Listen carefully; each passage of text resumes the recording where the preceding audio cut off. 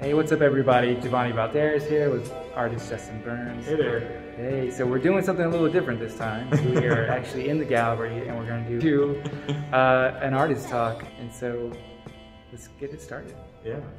So yes, I'm Justin Burns, and this show is called All That's Left here at the Fort Worth Community Arts Center, which we've got one more week until it goes down. So it comes down on May 15th, so you can come see it May 15th. And so this show is kind of representing Cockrell, Texas, which is a very small town in Bosque County near Cleveland, Texas, and also Lake Whitney. And so I'm showcasing a lot of things that are kind of left there, that have a lot of stories, a lot of memory, that are kind of weathered, and started getting some stories and history of the town from my grandfather. And we have a family farm that's been in Cockrell since 1914. So, which is kind of ironic because the very last piece I made for this show is the actual family farm, and that's what actually started everything. So, and so there's little stories within this piece in general. So this is the farm itself, and if you look at these lines here, these are actually the land plot or the land survey that's split up between different parts of the family. And so within the family farm, we originally had 300 acres. Now it's kind of been going down to different family members to 3 of them all have at least 60 acres per person. You know, I guess there's kind of a sadness there because there's a lot of nostalgia in the actual farmhouse, and that's also being sold.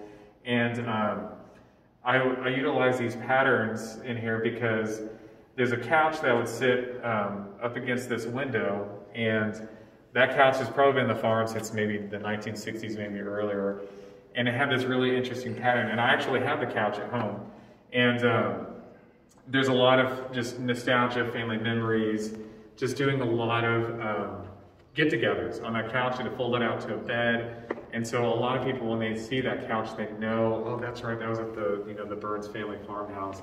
And so that has a lot of memories as well. So this one took a while to figure out how I was going to utilize, put it together. I think that's why I wanted to wait so long to put it together, because there's so much weight in what I wanted to say and what's going on right now. And you can see the house is being split 3 ways because it's between 3 family members, my grandfather, his brother, and his sister, and how we're kind of distributing all that. So again, just lots and lots of memories in this house.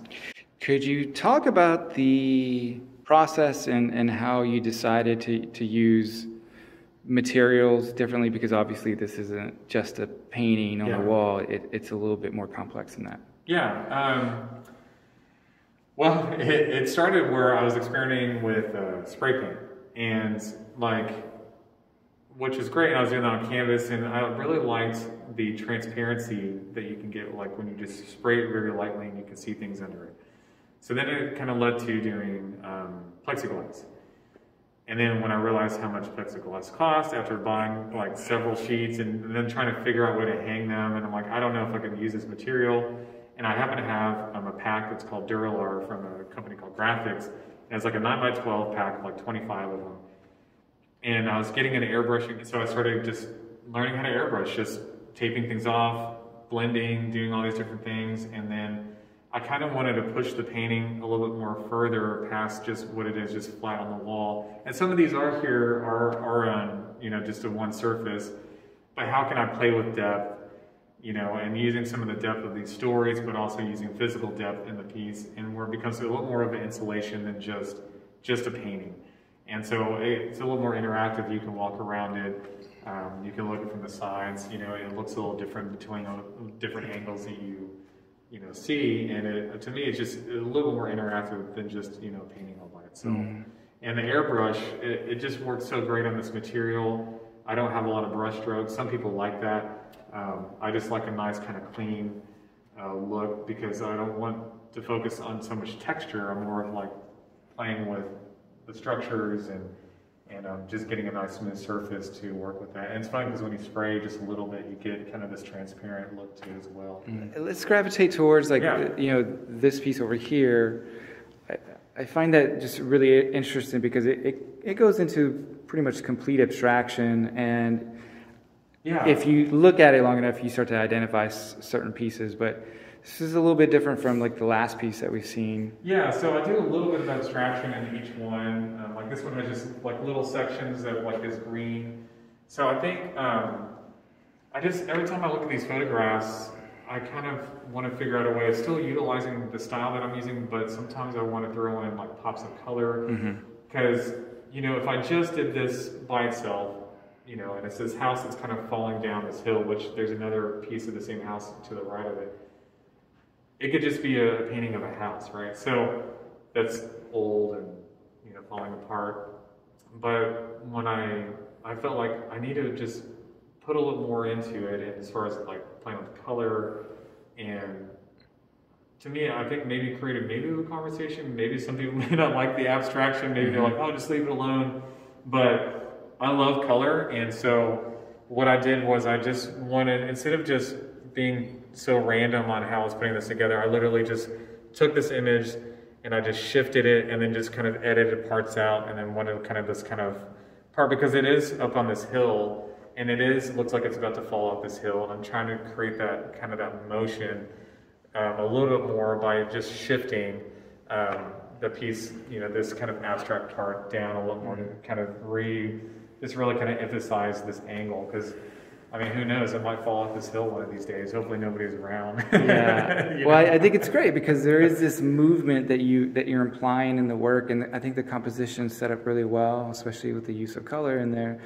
And it definitely, it makes for a really interesting piece because you're allowing the viewer to decipher what's happening. Yeah, so this one here is this shed that we have, and I've done another piece, but I didn't hang it up in the show, of the inside of it. And this is the Dallas-Fort Worth Airport.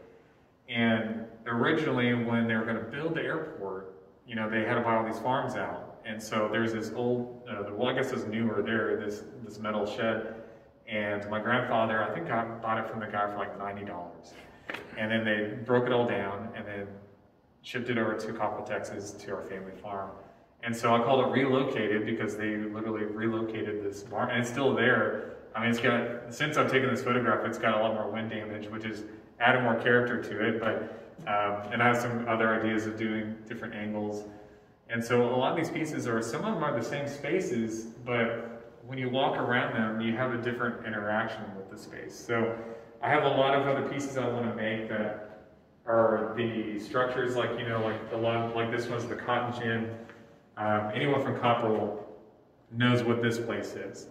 Some of them may not know what this one is because it's inside of a structure. Maybe somebody's never walked in. This is an old store/service station, and there's another piece back over here where I did the inside of the service station as well. But I want to do one of the outside. And so I've been doing a lot of interior structures with a lot of these old, you know, buildings, but then I haven't figured out how I want to tell the story of the outside of the structure yet. So I've got ideas for those, and those will be more recognizable for people that, you know, live in the town. And you said that you've gotten some pretty varied responses from the community. Yeah, so that is the interesting thing, right? So I guess, okay, well, I've been talking to a couple of people, Ron Carlisle and another guy that goes, his name is Sunshine. He's 90 years old, and he has all these stories about Copperell. And Ron Carlisle has been like kind of a historian right now of Copperell and getting all this information and pictures, which he's been sharing with me, which is great because I've got these new photographs. I'm like, oh, wow, these are old, but they're new to me, and so I can utilize these in a way. And he made a really good comment. He said, you know, this is not my style, but people like your age and maybe a little bit, you know, younger or like slightly older than you, this might really intrigue someone to come actually see the town, because I know it as when everything was nice and built, and I think some people that have come to the show that I've gotten some feedback on weren't too happy about it because they thought I was making the town look trashy, right? And I'm just documenting what is there, but I'm also trying to, I don't know, like, maybe it's somewhat romanticized, but also I think they're romanticizing it, right? Because they remember like how it used to be. I'm looking at it as it is and then trying to figure out how things were. And so like I guess I never thought I would go the other way. like a negative aspect of it. But I can see if you walk into this not knowing the full context, you know, what I'm trying to say or what I'm trying to do, then it might look like I'm, you know, making this place look like it's run down. And I mean, there's just a lot of old structures, but I think it's also to be celebrated because there's so much great history there. And eventually these probably will be gone, you know, torn down. Somebody can't afford to pay, you know, taxes on it or whatever, and they just have to get rid of it. So I'm just trying to just show what is left. But to me, like, this has so much more character, right? Like this building's seen a life, you know, it's lived a life. And like, why not celebrate the imperfections, you know, of some of these structures as they've been slowly kind of withering away. I mean, we all do. Eventually, you know, we all wither away. And I think, like I said, I look at them like someone that's lived a long life. Like, you know, they're old, they're wrinkled, they got scars, they're beat up, you know, and there's a story there, you know. And so that's what I'm trying to do, is maybe highlight those aspects of it, the imperfections, you know, of these structures and just what's left there, you know. Well, Justin, thank you so much for sharing. Everyone, the show closes May 15th. Yep. Be sure to come and check it out. See, you got a week. You got a week, everyone. You got a week, so come see it.